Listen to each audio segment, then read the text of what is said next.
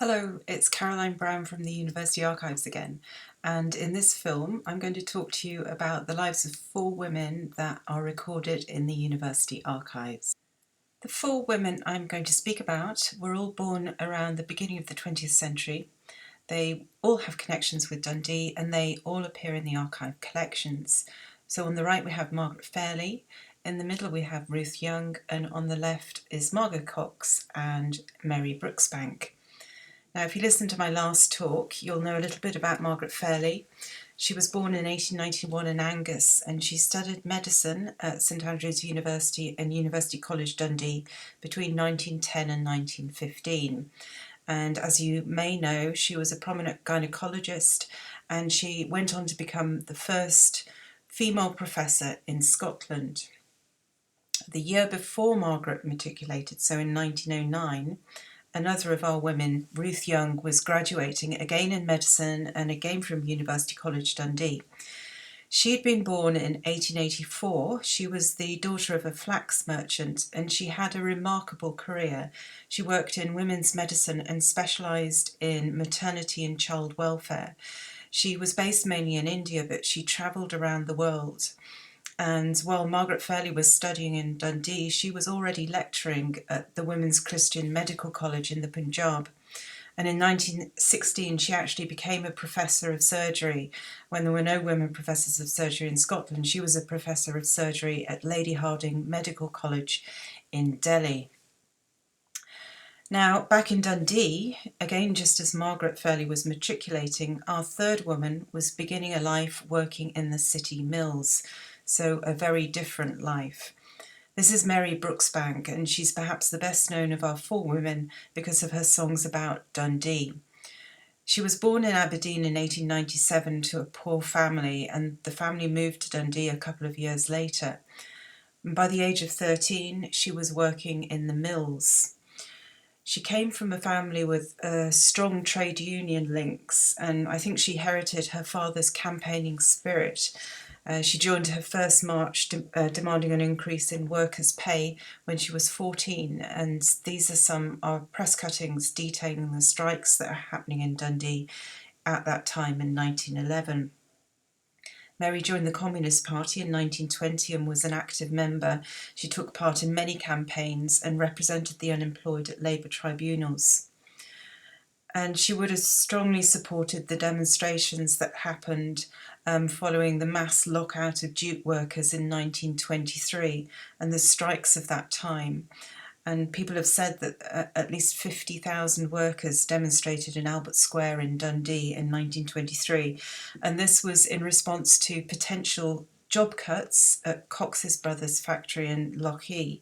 They were proposing introducing new machinery which would have meant fewer employees. This is the factory. This is Camperdown Works in Lochee. And the chairman of Cox Brothers at that time was James Ernest Cox, who owned this factory, which has at one time been the largest textile factory in the world.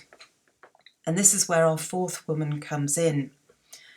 This is Margot Cox. This is James's oldest child.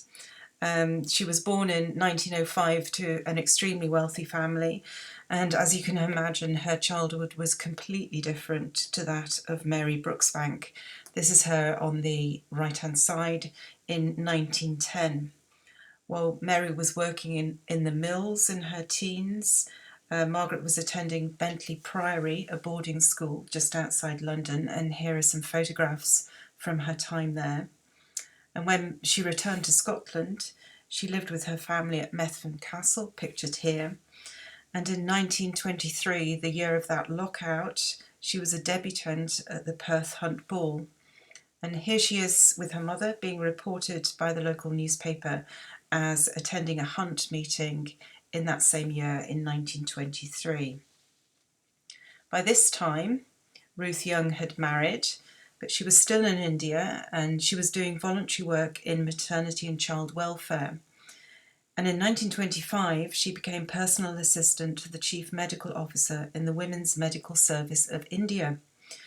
She was awarded an MBE in 1928 for all of her achievements, and the following year she published a volume, The Work of Medical Women in India. Meanwhile, Margaret Fairley was still teaching at the medical school at the University College Dundee, and in the mid-1920s she joined Dundee Royal Infirmary, seen here, where she pioneered the clinical use of radium, and she rapidly became well known and was a recognised expert. The 1930s saw these four remarkable women continuing their different paths. Mary Brooksbank campaigned against the means test, and in 1931, while speaking at a National Unemployed Workers Rally, she was arrested and charged with rioting. She was actually imprisoned 3 times during her life. Mary formed a branch of the Working Women's Guild. She also stood for election to Dundee Council, although she was never actually elected. But throughout her life, she continued protesting about poor working conditions for people. And this is a newspaper cutting from 1938, when she was campaigning to raise funds for Yorkshire textile workers. She left the Communist Party in 1933, but she continued to be quite militant, and she was mainly drawn to Scottish nationalism after that. So while Mary was being arrested for rioting in 1931, Ruth Young was settling into her new role as the director of the Maternity and Child Welfare Bureau of the Indian Red Cross Society. And in 1934, she undertook the first of a number of trips abroad examining public health and maternity welfare and child welfare, performing training and taking surveys on behalf of the Rockefeller Institute in a number of countries in the Far East, Canada and the United States. And we're lucky enough to have her journals in the university archives. And here's an image from her trip to the Far East. And you can see she was very detailed in what she recorded about her trips and her visits. In the meantime, Margaret Fairley continued to advance her career. She became, in 1936, head of Dundee Royal Infirmary's Department of Obstetrics and Gynecology, and as we saw last time, this post usually came with a chair, but because Margaret Fairley was a woman, there was a reluctance to appoint her to this, and it wasn't until 1940 that she was finally appointed as professor, and that was the first woman professor in Scotland. Of course, by 1940, the Second World War was well underway. Margaret Cox in Methven Castle was focusing her activities on supporting the Red Cross, and later in the war she worked in a convalescent home for wounded soldiers in La Selva in Italy. And here she is, and this is from one of her journals. Just like Ruth Young, she kept copious diaries and journals. And her diaries show a fascinating insight into her life, this mixture of real issues that she had to face during the war, but also what it was like day to day. So this excerpt, for example, talks about how she spent most of the afternoon trying to arrange transport for 6 officers, so those would have been the wounded or the convalescent officers. And then a little bit later on, she sat in the Italian sun behind the villa and had some tea. And later on after that, she watched quite a good cinema, Let's Face It, with Bob Hope. And Margot as well did some really good work that was recognised with an award of an MBE, just like Ruth Young, for her work in 1942.